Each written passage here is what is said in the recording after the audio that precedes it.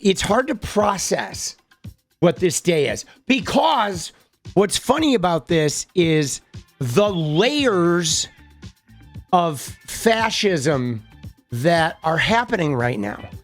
Okay? Because on the surface, you got Jimmy Kimmel. Okay?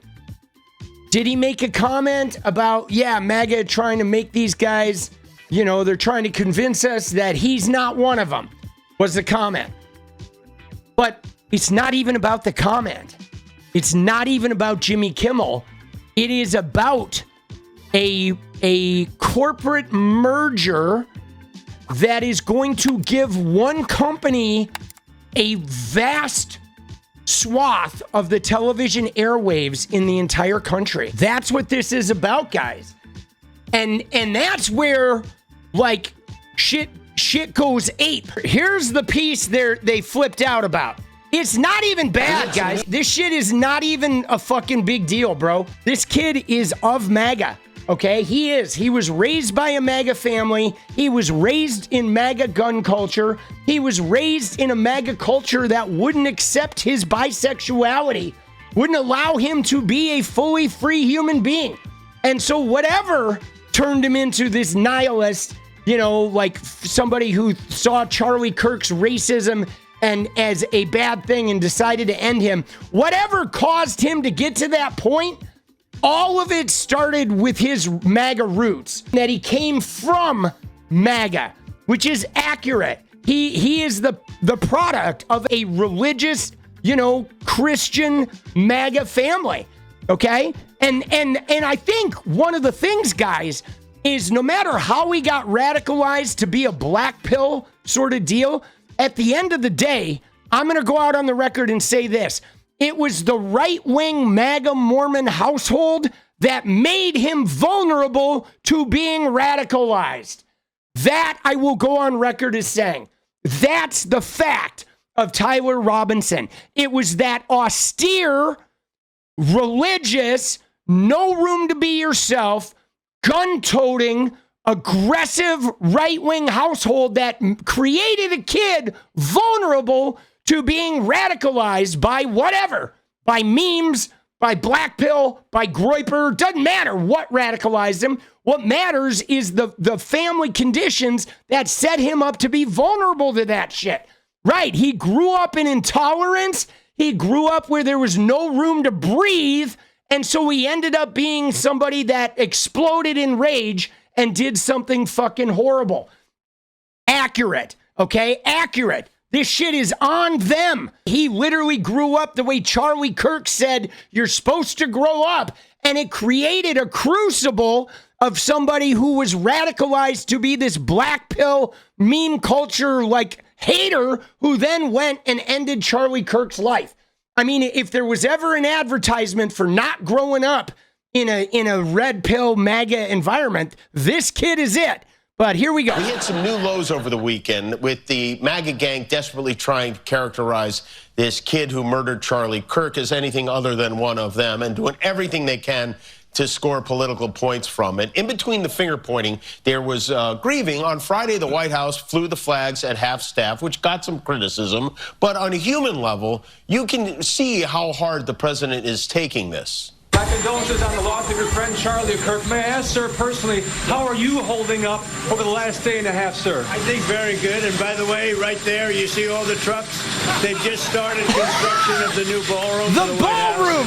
Which is something they've been trying to get, as you know, for about 150 years. Dude, there you go. It's like Trump. How are you holding up with the loss of this dear fucking close person? Oh, have you seen the ballroom? Can I tell you about the ballroom? Like, what a fucking loser clown, bro. Jesus. And it's going to be a beauty. Yes. He's at the fourth stage of grief, construction. Demolition, dude. Construction. The fourth stage of grief, construction. This is not how an adult grieves the murder of someone he called a friend. This is how a 4-year-old mourns a goldfish. There you go, right? So that is the clip that fucking had Trump up in arms. But now, guys, it goes beyond this. See, look, This was from July 22nd. This is several months ago. Trump says the word is, and it's a strong word at that, Jimmy Kimmel is next to go in the untalented late night sweepstakes, and shortly thereafter, Fallon will be gone. It's really good to see them go, and I hope I played a major part in it. So he was calling this out in July already. They've been trying to get rid of these guys. Why? Simply because they make fun of Donald Trump, and they're better than Donald Trump. They're good at making fun of him, and so he hates it. I mean, he's been wanting to silence these guys for a while. And at the end of the day, though, Trump talked about the ballroom in Charlie Kirk. He didn't even go to the vigil at the Kennedy Center. Trump went golfing, okay? Trump was like dancing at the Yankee game, doing his little jerk it dance, right? You know what I'm saying? He doesn't give a shit about Charlie Kirk. He's just bummed that it's going to be harder for them to groom young men.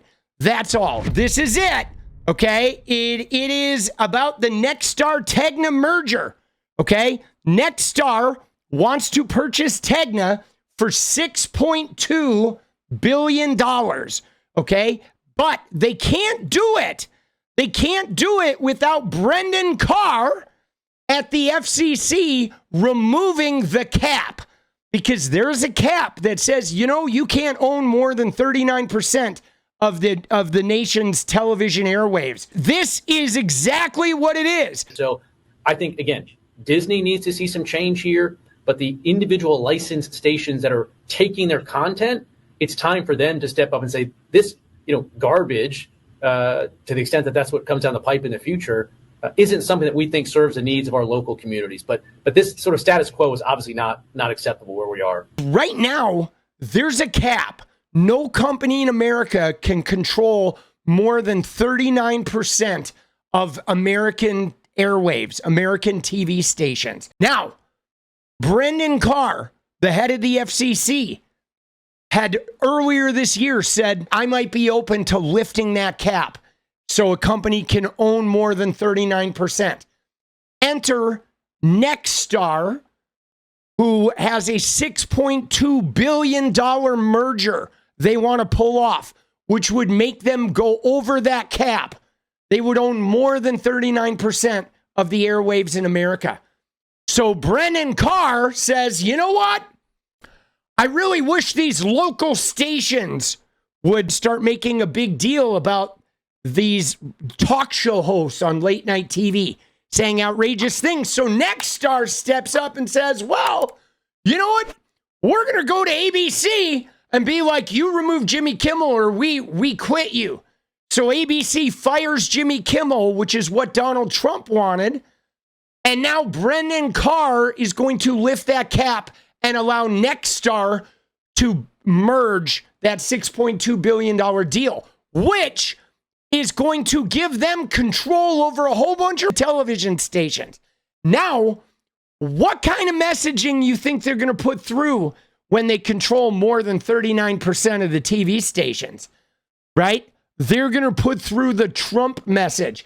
Now, guys, this is not the only conglomeration. We have a lot to worry about, guys, because not only do we have this with Nexstar buying up TV stations, we have Sinclair, which is already a far-right manipulated group. They're the ones who had all their newscasters read that stock statement. Remember, you probably saw the content where it had like 100 stations all saying the same shit. But Larry Ellison, who just bought CBS, and Warner Brothers now wants to buy TikTok. So pretty soon, what's going to happen is there's going to be like, 7 Trump stands that control all of the United States media. Every bit of information that we get is going to be filtered through companies owned by like 10 people that are all like polishing Trump's knob, right? Dude, I mean, if there was ever a time for revolution, we're getting close, guys. The time for revolution, I'm going to have to look at my watch, bro. Let me check my watch, but it's looking like we are getting close. And then the fascists that did this in order to get that merger, they're now going to control an obscene amount of the local television airwaves.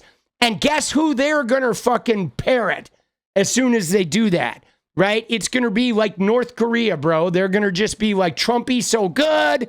Trumpy so good. They're going to be like mainlining Trump. Like, oh, mega, right? Dude, yeah, bro, it's fucked up. Now, I want to go on record and say that the cap should be way lower than that. Okay? Should be way lower than that. Like you shouldn't be able to own more than like 20% of the fucking stations. Like, it's just really ridiculous that we are allowing the media to be conglomerated, and especially like social media too. The way they're like, you know, Facebook buys Instagram, buys WhatsApp, buys, you know what I'm saying? Yada, yada, yada. What is up, guys? Thank you so much for watching. You like the video, you want to support independent resistance media, you know what to do. Drop that sub, hit the like button, and please share it. And we do love our members, so if you want to become a member, it's another really great way to support. Thanks again for everything, guys. I'll see you next time. Let's go.